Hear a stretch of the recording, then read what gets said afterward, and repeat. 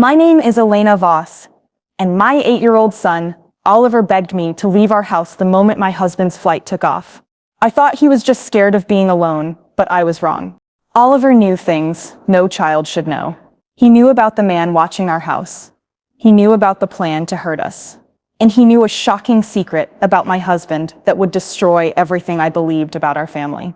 This is how my son's impossible gift saved our lives and revealed the truth that changed everything. I stood in my kitchen at 7 in the morning, still wearing my fuzzy pink bathrobe and holding a cup of coffee that had already gone cold. Through the window, I watched Marcus's yellow taxi disappear around the corner of Maple Street. My husband was heading to the airport for his 3-week business trip to Singapore, the longest we'd ever been apart. The house felt too quiet without his morning routine of rushing around, looking for his tie, asking if I'd seen his laptop charger. Now there was just silence, and the empty coffee mug he'd left on the counter with a lipstick kiss mark from where I'd kissed him goodbye.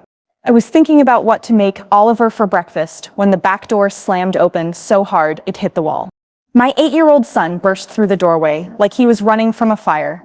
His face was streaked with tears and dirt from playing in the backyard. His Spider-Man pajamas were grass-stained at the knees. But these weren't the normal tears from falling off his bike or getting scared by a bee. These were different. Terrified. "Mom, we have to leave. Now. Right now," Oliver screamed, grabbing my arm with both his small hands. His fingers dug into my skin through the bathrobe. "Please, Mom. We can't stay here."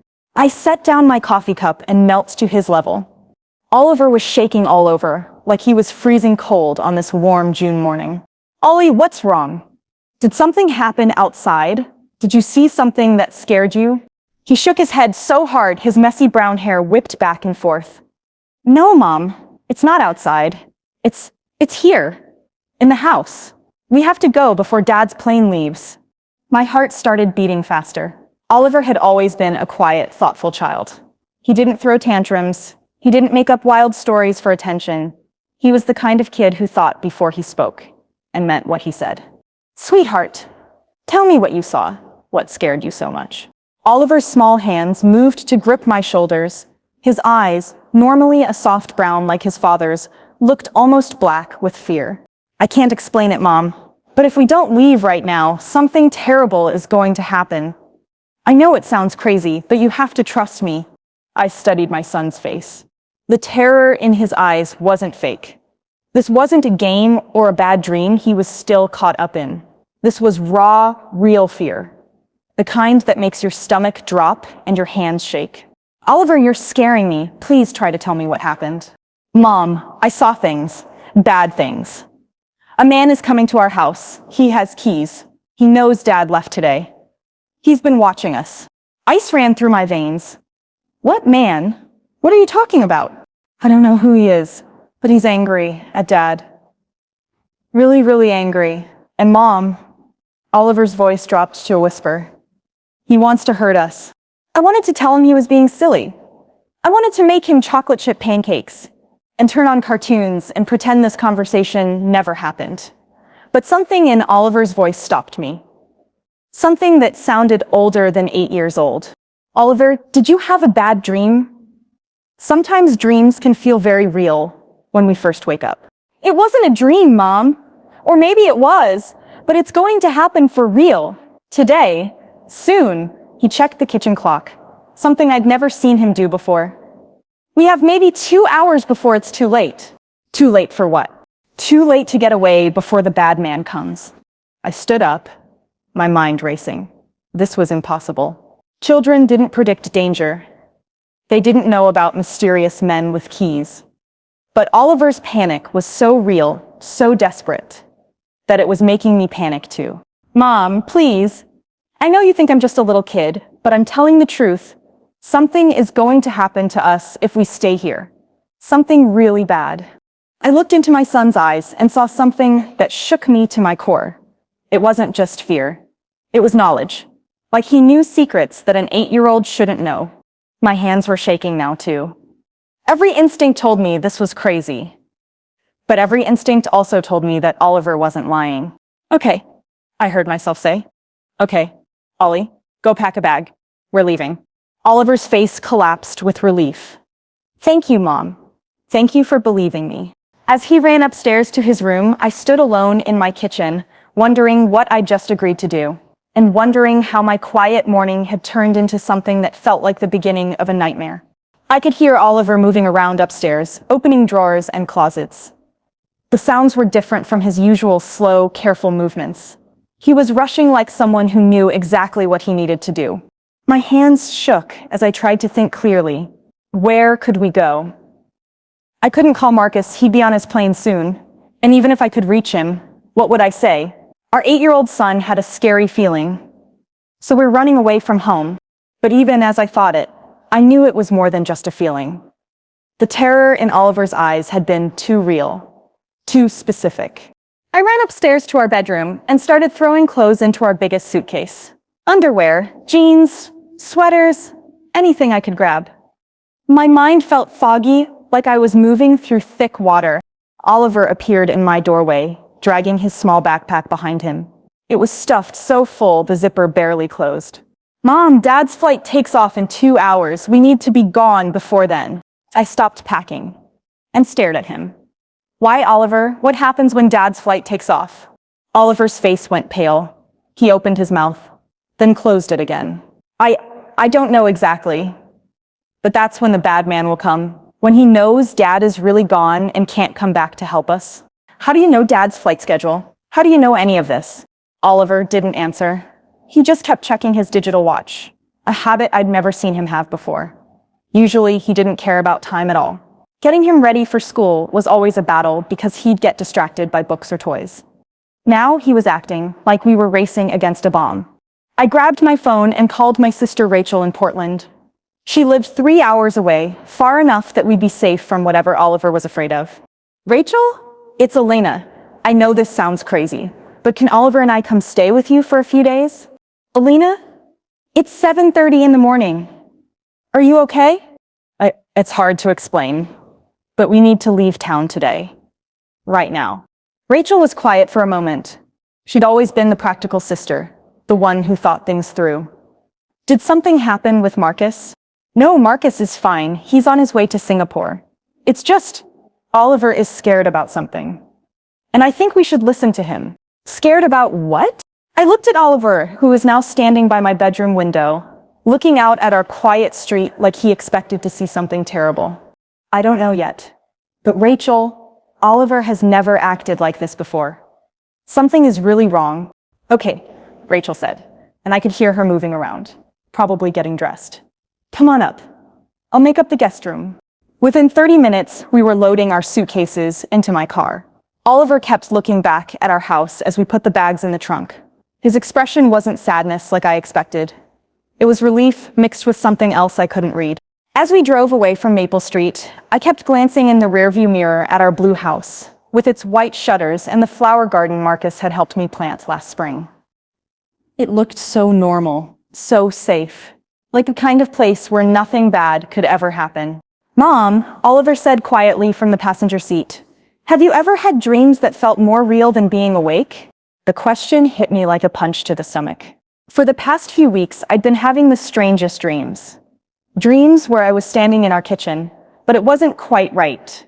The walls were painted yellow instead of white. There were doors that led to rooms that didn't exist. And always, there was a sound I couldn't identify coming from somewhere else in the house. Sometimes, I admitted. Oliver nodded like this made perfect sense to him. The dreams are trying to warn us, Mom. And today, they're going to come true. I pressed harder on the gas pedal. The speedometer climbed to 70, then 75. I'd never driven this fast with Oliver in the car before. But something about his certainty made me want to put as much distance as possible between us and home. Oliver, how long have you been having these dreams?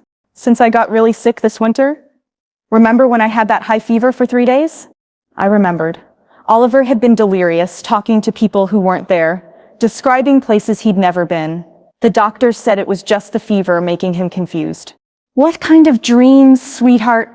Oliver was quiet for a long time, watching the trees and houses blur past his window. Finally, he said, dreams about a man who watches our house at night. Dreams about him making copies of our keys. Dreams about him knowing exactly when Dad travels for work. My blood turned to ice. Marcus traveled for work once a month, always on the same day of the week, always flying out on Tuesday mornings. Today was Tuesday. We reached Rachel's house just as Marcus's flight would be taking off from the airport. Oliver finally seemed to relax, his shoulders dropping and his breathing getting slower. Rachel met us at the door with worried eyes and warm hugs. She helped us carry our suitcases inside without asking too many questions, but I could see her studying Oliver's face, trying to understand what had scared him so badly. That evening, after we'd eaten dinner and Rachel had shown us to the guest room, Oliver sat at her kitchen table drawing pictures, one after another, all of them showing our house. But something was wrong in every single drawing. In some pictures, there were too many windows. In others, the front door was on the wrong side of the house. Sometimes there were people standing in the windows, people who shouldn't be there. "Ollie," I said, sitting down next to him, "who are these people in your drawings?" He looked up at me with those two serious eyes. "They're the ones who weren't supposed to be in our house, Mom." "But they were." "What do you mean?" Oliver set down his crayon. "The bad man hasn't been watching us from outside, Mom. He's been inside our house. When we weren't home, when we were sleeping, the room started spinning around me." "Oliver, that's impossible. We would have known." "Would we?" Oliver asked. "Did you ever notice things in different places than where you left them? Did you ever hear sounds at night that you couldn't explain?" I thought about the dreams, about the feeling I'd had lately that someone had been in our house while we were out. Little things. A book moved on the coffee table. A kitchen chair pulled out slightly from the table. The feeling that someone had been looking through our mail. I'd told myself I was imagining things. "Mom," Oliver said softly, "the bad man knows everything about us, and tomorrow he was going to use what he knows." I stared at my son, feeling like the world had tilted sideways. 3 days ago, my biggest worry was whether Oliver would remember to turn in his math homework. Now I was sitting in my sister's kitchen, listening to him talk about stalkers and break-ins like he was reading from a police report. "Oliver, I need you to tell me exactly what you've seen in these dreams." He picked up a red crayon and started drawing another picture. This one showed our house at night, with a dark figure standing by the back door. He comes when it's very late, around 2 in the morning. He has a key that looks just like ours, but it's newer and shinier. He knows exactly which steps creak on our stairs, so he doesn't make any noise. My mouth went dry. There were 3 steps on our staircase that creaked. The 2nd, 7th, and 10th steps. Marcus and I had learned to avoid them when we didn't want to wake Oliver. What does he do when he's inside? He looks through our things. He takes pictures of our mail, our calendars, the notes you leave for Dad about his business trips. He knows where Dad keeps his passport. He knows which drawer has the spare car keys. Oliver drew more figures in the windows of our house. Different people this time. "Mom, he's not alone. There are others who help him. They take turns watching our house during the day. They know what time I get on the school bus. They know what time you go grocery shopping. They know that Dad always calls you at 6 o'clock when he's traveling." I felt sick. All those little routines that made our life feel safe and normal. Someone had been studying them like a science project. Rachel walked into the kitchen and saw Oliver's drawings spread across the table. Her face went pale. "Alina, what are these pictures?" Oliver's been having dreams about people watching our house. Rachel picked up one of the drawings. It showed a woman sitting in a car across from our house, holding what looked like a camera. "Honey," Rachel said to Oliver, "have you ever seen this woman in real life?" Oliver nodded. "She has long blonde hair and drives a silver car. She parks on Oak Street 2 blocks from our house, so Mom and Dad won't notice her, but I can see her from my bedroom window when I stand on my chair." My heart stopped. "Oliver, you never told me you saw someone watching the house." "I tried to tell you last month, remember? I said there was a lady in a car who was always there when I got home from school. But you said she was probably just visiting someone in the neighborhood." I did remember. Oliver had mentioned seeing the same car several times, but I'd brushed it off. There were always people visiting neighbors, delivery drivers, repair workers. I never thought to worry about it. "Oliver, what else have you seen?" "The main bad man, the one with the keys. He's been in our house at least 6 times. He always goes to Dad's office first. He looks through Dad's computer and takes pictures of his work files. Then he goes to our bedroom and looks through the closets and drawers. My hands started shaking. What was he looking for? Information about Dad's business trips, copies of tickets, and hotel reservations. He wanted to know exactly when Dad would be gone and for how long. Oliver drew another picture. This one showing someone standing in our bedroom, going through Marcus's dresser. Mom, the worst part is that he's been in my room too. I felt like I was going to throw up. What did he do in your room? He took pictures of me sleeping. Lots of pictures. And he looked through my things to learn what I like, what scares me, what makes me happy. Rachel sat down heavily in the chair next to me. Elena, you need to call the police. And tell them what? That my 8-year-old son has been having prophetic dreams about a stalker? Before Rachel could answer, my phone rang. The caller ID showed Mrs. Chen, our next-door neighbor. Elena. Oh, honey. Where are you? The police were here yesterday asking about you and Oliver. My blood turned to ice. The police? Why would the police be looking for us? There was a break-in at your house the night after Marcus left. But Elena, it was the strangest thing. Nothing was stolen. Whoever broke in seemed to be looking for something specific. They tore apart Oliver's room and your bedroom, but left the TV, computers, and jewelry behind. I dropped the phone. It clattered onto the kitchen table, and Mrs. Chen's voice continued talking, but her words sounded far away and underwater. Oliver appeared beside me, having heard everything. His face was calm, like he'd been expecting this news. Mom, that's not the scary part, he whispered. The scary part is what would have happened if we were there. I picked up the phone with trembling hands. Mrs. Chen, what else did the police find? Elena, they found something that really disturbed them. There were photographs hidden under Oliver's bed. Hundreds of photographs of your family. Someone had been watching your house for months. Maybe longer. My vision started to go black around the edges. What kind of photographs? Pictures of you and Oliver in your backyard. Pictures taken through your windows. Pictures of Marcus leaving for work. And Elena... Mrs. Chen's voice dropped to a whisper. There were pictures of Oliver sleeping in his bed. Someone had been inside your house many times before. Oliver tugged at my shirt. When I looked down at him, his face was pale, but determined. Mom, I need to tell you something about my dreams. They weren't just dreams about what was going to happen. In them, I could see the bad man's thoughts. I could see his memories. And I could see exactly what he was planning to do to us. Rachel took the phone from my shaking hands and continued talking to Mrs. Chen while I stared at my son. What was he planning to do, Oliver? Oliver's voice was barely a whisper. He was going to wait until Dad's plane was in the air and couldn't turn around. Then he was going to come back to our house one more time, but this time he wasn't going to hide. What do you mean? He was going to take me, Mom, but not right away. He was going to hurt you first and make me watch. Then he was going to take me somewhere far away where Dad would never find me. The kitchen spun around me. How could my 8-year-old son know about plans this detailed and this evil? How could he have information that the police were just discovering? Oliver, how is this possible? How can you see into someone else's thoughts? Oliver looked at me with those two old eyes. I don't know, Mom. All I know is that after I got sick this winter, I started seeing things that other people couldn't see. At first, it was little things. Then the visions got stronger and more detailed. Rachel hung up the phone and turned to us with a serious expression. Elena, Mrs. Chen said, the police want to talk to you as soon as possible.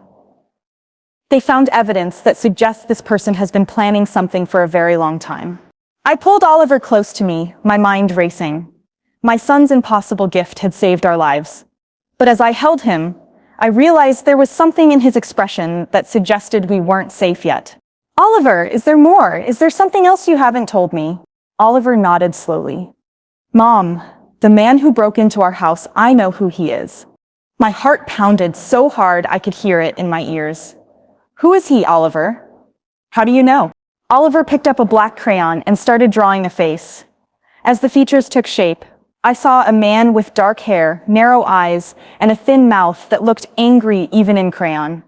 His name is David Brenner, Oliver said, coloring in the man's hair with careful strokes. He worked at Dad's company 2 years ago. Dad had to fire him for stealing money. I stared at the drawing, feeling like the air had been sucked out of the room. Marcus had never mentioned firing anyone named David Brenner. But then again, Marcus didn't always talk about his work problems at home. He said he liked to keep work stress away from our family. Oliver, how could you possibly know this? In my dreams, I can see his memories sometimes. It's like watching a movie, but I'm inside his head. I can feel how angry he is at Dad, how he blames our whole family for ruining his life. This was impossible. Children didn't have psychic dreams. They didn't see through other people's eyes. But everything Oliver had told me so far had turned out to be true. Rachel was staring at both of us like we'd lost our minds. Elena, maybe you should call Marcus. Ask him about this David person. I looked at the clock. It would be morning in Singapore now, and Marcus should be awake. With shaking hands, I dialed his hotel number. The phone rang several times before Marcus answered. He sounded tired and stressed. Elena? Is everything okay? You never call me this early in a trip. Marcus, I need to ask you something, and I need you to be completely honest with me. Do you remember firing someone named David Brenner? There was a long silence on the other end of the line. So long that I thought the call might have dropped. Marcus, are you there? How do you know that name, Elena? His voice sounded different now, worried. My heart sank. Just tell me about him. David Brenner was a project manager I had to let go about 18 months ago. He was stealing money from client accounts and making the women in the office uncomfortable. When I fired him, he made some threats. Why are you asking about him?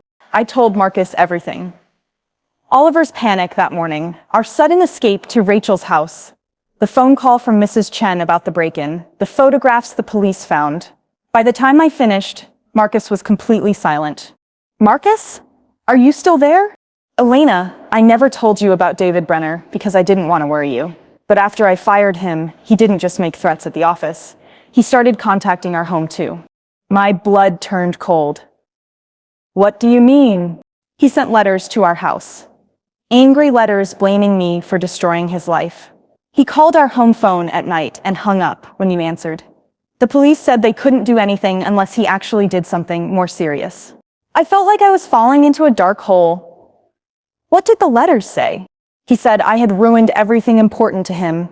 His job, his reputation, his future. He said he was going to make me understand what it felt like to lose everything that mattered. Oliver was listening to every word, nodding like he'd heard all of this before. Marcus, when did the letters stop? About 6 months ago. I thought he'd finally given up and moved on with his life. I looked at Oliver, who was drawing more pictures. These showed David Brenner watching our house from different hiding spots.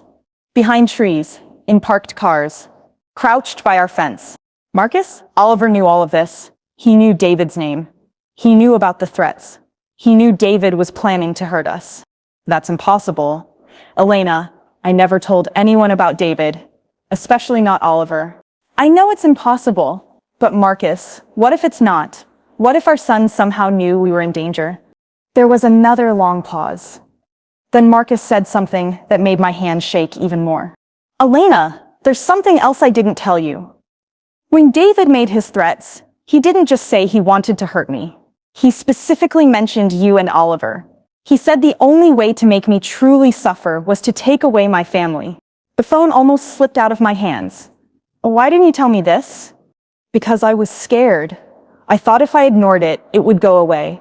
I thought he was just angry and would calm down eventually. Oliver finished his drawing and slid it across the table to me. This one showed David Brenner standing in our kitchen, holding a knife. Mom, Oliver said quietly, Dad's not telling you everything. I put the phone on speaker so Oliver could hear. Marcus, Oliver says you're not telling us everything. What else happened with David Brenner? Another silence. Then Marcus's voice, thick with guilt. The letters didn't just stop 6 months ago. Elena, the last letter came 3 weeks ago, right before I found out about the Singapore trip. My world tilted sideways. 3 weeks ago? Marcus, why didn't you tell me? Because the last letter was different. It wasn't just angry threats anymore. It was detailed plans. He knew my travel schedule. He knew when Oliver got out of school. He knew what time he usually went to bed. Rachel grabbed my arm to steady me as the room started spinning. Marcus, what did the letter say exactly? It said he'd been watching our house for months, learning our routines, waiting for the perfect opportunity. It said that when I left for my next business trip, he was going to make his move. Oliver looked up at me with those impossibly wise eyes. Mom, that's why I knew we had to leave. The dreams showed me exactly what David was planning to do. I stared at my 8-year-old son, who somehow had access to information that could have saved our lives. Oliver, what else did you see in the dreams? What was David planning to do? Oliver's voice became very small. He wasn't just going to hurt us, Mom. He was going to make it look like an accident, like a robbery gone wrong.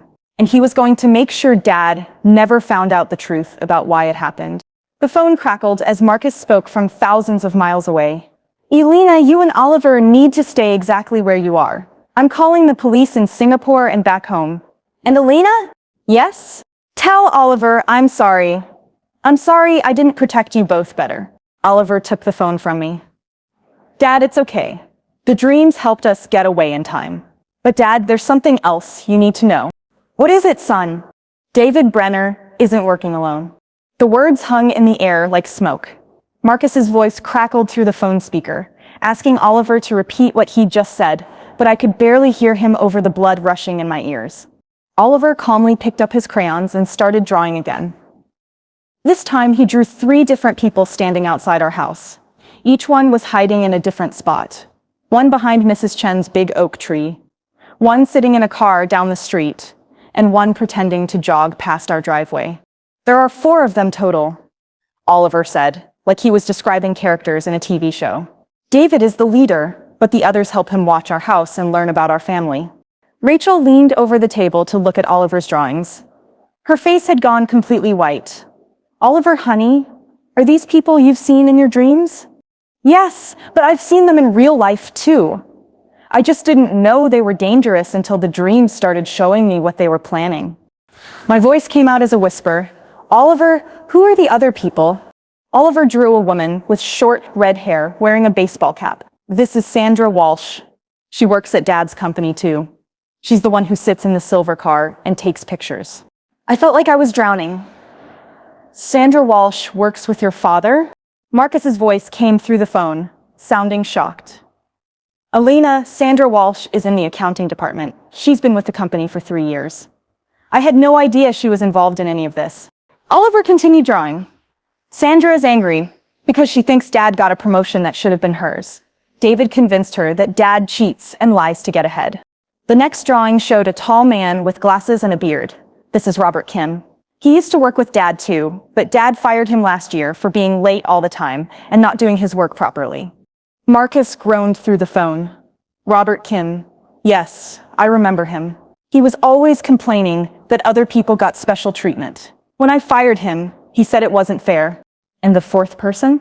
I asked, though I wasn't sure I wanted to know. Oliver's crayon moved across the paper, drawing a woman with long blonde hair. This is Jennifer Walsh. She's Sandra's sister. She doesn't work at Dad's company, but she hates our family because Sandra is always upset about work. My head was spinning. A network of people, all connected to Marcus's job, all angry about different things, all working together to hurt our family. Oliver, how long have they been planning this? About a year. It started when David lost his job. He was so angry that he started looking for other people who were mad at Dad. He found Sandra first, then Robert, then Jennifer. Oliver drew a final picture showing all 4 people standing together, looking at photographs of our house. They've been meeting in David's apartment every month, sharing information about our family and making plans. Rachel stood up and started pacing around the kitchen. Elena, this is like something out of a crime show. How could Oliver possibly know all these details? Before I could answer, my phone rang again. This time it was Detective Morrison from our local police department. Mrs. Voss? I've been trying to reach you. We need to talk about the break-in at your house. Detective, I'm with my son Oliver. He's been telling us things about the people who broke in. Things that might help your investigation. What kind of things? I looked at Oliver, who nodded encouragingly. Detective, this is going to sound strange, but my son knew about the break-in before it happened. And he knows who did it. There was a pause. Mrs. Voss, how old is your son? He's 8. But, Detective, everything he's told us so far has been accurate. He knew someone was watching our house. He knew they had been inside before. And he knows their names. Their names? I took a deep breath. David Brenner, Sandra Walsh, Robert Kim, and Jennifer Walsh. Another long pause. Mrs. Voss, where are you right now? We're staying with my sister in Portland. Why? Because we found something else when we searched your house more thoroughly. There was a notebook hidden in your basement. It contained detailed plans involving all 4 of the people you just named. My legs gave out, and I sat down hard in Rachel's kitchen chair. What kind of plans? Plans to kidnap your son, Mrs. Voss. They had studied your family's routines for months. They knew exactly when your husband traveled, which days you went grocery shopping, what time your son got home from school. Oliver reached over and took my hand. His small fingers were warm and steady, like he was trying to give me strength. Detective, I said, how could my 8-year-old son know the names of people involved in a conspiracy against our family? Ma'am, I've been a police officer for 20 years. I've learned not to question information that helps solve cases, no matter where it comes from. Right now, I need to know if your son has any other details that might help us find these people. I looked at Oliver. Do you know where they are now? Oliver closed his eyes for a moment, like he was concentrating very hard. David and Robert left town yesterday when they realized the police were looking for them. But Sandra and Jennifer are still here. Where? Sandra is staying at Jennifer's apartment on Elm Street, the building with the red brick and the broken streetlight in front. Detective Morrison's voice sharpened. Mrs. Voss, I need your son to tell me everything he can about Sandra and Jennifer's location. We're going to try to arrest them today. Oliver drew a quick map showing the apartment building and the streets around it. Sandra's car is parked behind the building. It's the silver one with a dent in the back bumper. Jennifer's apartment is on the 2nd floor, 3rd window from the left. Is there anything else, son? Detective Morrison asked. Oliver looked at me with those serious eyes. Detective, you need to hurry. In my dreams, I can see Sandra and Jennifer packing their bags. They're planning to leave town tonight. We'll send officers to that address right away.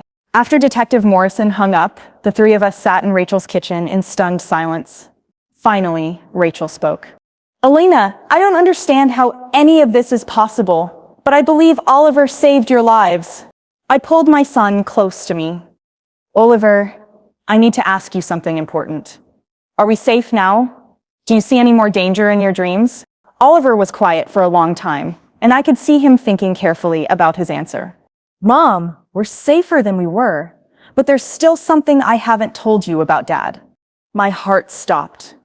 What about Dad? In my dreams, I can see that David and Robert didn't just leave town. They went to Singapore. The room went completely silent. Through the phone speaker, we could hear Marcus breathing heavily. Oliver, Marcus said quietly, what are they planning to do in Singapore? Dad, they're not done being angry at you. And now that their plan to hurt Mom and me didn't work, they want to hurt you instead. My whole body went cold. Marcus was thousands of miles away, alone in a foreign country, with no idea that 2 dangerous men were hunting him. Oliver, what do you see in your dreams about Dad? I asked, trying to keep my voice steady. Oliver picked up a brown crayon and started drawing what looked like a hotel. Dad's not staying at the hotel he was supposed to stay at. Someone at his company told him about a different hotel that was cheaper and nicer. Marcus's voice came through the phone, confused. How does Oliver know that? I did change hotels at the last minute. Jennifer Walsh from the office recommended a place that was supposed to be a better deal. Oliver and I looked at each other. Dad, I said slowly, Jennifer Walsh is Sandra's sister. She's part of the group that's been planning to hurt us. The silence on the other end of the phone was deafening. Marcus, I said, are you there? Jennifer recommended the hotel, Marcus whispered. She said she'd stayed there before and loved it. She even helped me make the reservation. Oliver continued drawing, showing a building that looked different from a normal hotel. Dad, you're not at a hotel. You're at a place where Jennifer's friends can control who comes and goes. My heart was pounding so hard I thought it might burst. Marcus, you need to get out of there right now. Elena, I can't just leave. I have meetings all day. Important clients. Dad, Oliver said into the phone, the meetings aren't real. The people you think you're going to meet tomorrow don't actually exist. Another long silence. Then Marcus said something that made my blood turn to ice. Oliver, how could you possibly know about my meetings? Because in my dreams, I can see David and Robert watching you. They've been following you since you got off the plane. They know where you are every minute. I grabbed the phone. Marcus, listen to me. You need to call the Singapore police right now. Tell them you're in danger. Alina, this sounds crazy. I can't call the police and tell them my 8-year-old son had a dream about kidnappers. Oliver took the phone from me. Dad, look in your hotel room. Really look around. Are there things that seem wrong? Marcus was quiet for a moment. Then his voice changed. The phone in my room doesn't work. I thought it was just broken, but now I'm wondering if someone disconnected it on purpose. What else, Dad? The windows, they don't open. At all. I thought it was just how this hotel was designed. But that's strange for a place that's supposed to be so nice. Oliver nodded like this was exactly what he expected. Dad, you're not in a hotel. You're in an apartment that Jennifer's friends rented just for you. They wanted you somewhere they could control everything. My hands were shaking as I dialed Detective Morrison's number. When he answered, I explained everything as quickly as I could. Detective, we think my husband is in danger in Singapore. The same people who were planning to hurt us have followed him there. Mrs. Voss, I'll contact Interpol immediately. What's your husband's location? I gave him the address of Marcus's hotel, but Oliver shook his head. Well, Mom, tell him Dad's not at that address. He's at 47 Orchid Street, apartment. Detective Morrison heard this through the phone. How does your son know a specific address in Singapore? I don't know how he knows, I said, but everything else he's told us has been exactly right. I'll pass this information along to the Singapore police. Mrs. Voss, tell your husband not to leave his room until the police arrive. But when I tried to give Marcus this message, the phone line went dead. Marcus? Marcus! I shouted into the phone, but there was no answer. Oliver looked at me with those two serious eyes. Mom, they cut the phone line. David and Robert are moving now. What do you mean? They're coming to Dad's room. They have a key. I felt like I was living in a nightmare. Oliver, what are they going to do? Oliver closed his eyes and concentrated hard. When he opened them again, there were tears on his cheeks. They're going to take Dad somewhere else. Somewhere the police won't find him. They want to hurt him the way they think he hurt them. I was shaking all over. Can you see where they're taking him? Oliver nodded and started drawing again. This picture showed a warehouse by some water. It's near the ocean. There are big ships and containers everywhere. Rachel grabbed my arm. Alina, you need to call the Singapore police yourself. Right now. I found the international number for Singapore Emergency Services and called, explaining everything to an officer who spoke English. I gave him the warehouse description and Oliver's address. Ma'am, we're sending officers to both locations immediately. For the next 2 hours, Oliver, Rachel, and I sat by the phone, waiting. Oliver kept drawing pictures of what he could see in his dreams. Dad in a dark room. David and Robert arguing about their plan. Police cars driving through Singapore streets. Finally, the phone rang. It was Detective Morrison. Mrs. Voss, I have news about your husband. My heart stopped. Is he okay? The Singapore police found him at exactly the location your son described. He's safe. David Brenner and Robert Kim have been arrested. I collapsed into Rachel's arms, sobbing with relief. Oliver tugged at my shirt. Mom, there's something else I need to tell you. Something about why all this happened. I wiped my eyes and looked at my son. What is it, Oliver? The dreams showed me more than just the danger. They showed me the real reason David and the others were so angry at Dad. What do you mean? Oliver's voice became very quiet. Dad, remember when you said you fired David for stealing money? Through the phone, Marcus said. Yes, that's true. But Dad, you didn't tell the whole story.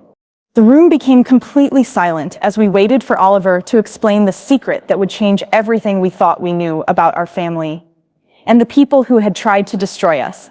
That's the end of Elena and Oliver's incredible story. A mother who trusted her son's impossible gift and discovered that sometimes the truth is more complex than we ever imagined. I'd love to know where you're listening from. Drop a comment and tell me what city or country you're in. It always amazes me how these stories connect people from all around the world. If this story touched your heart or kept you on the edge of your seat, please hit that like button. It really helps spread these stories to others who might need to hear them. And don't forget to subscribe to the channel. Every subscription helps us share more stories of hope, mystery, and the power of family bonds. There's another incredible story waiting for you right now. Click on the video appearing on your screen. It's about a woman who received a mysterious text message that saved her life. Trust me, you won't want to miss it. Until next time, keep spreading kindness and remember, sometimes the most unbelievable stories are the ones that matter most.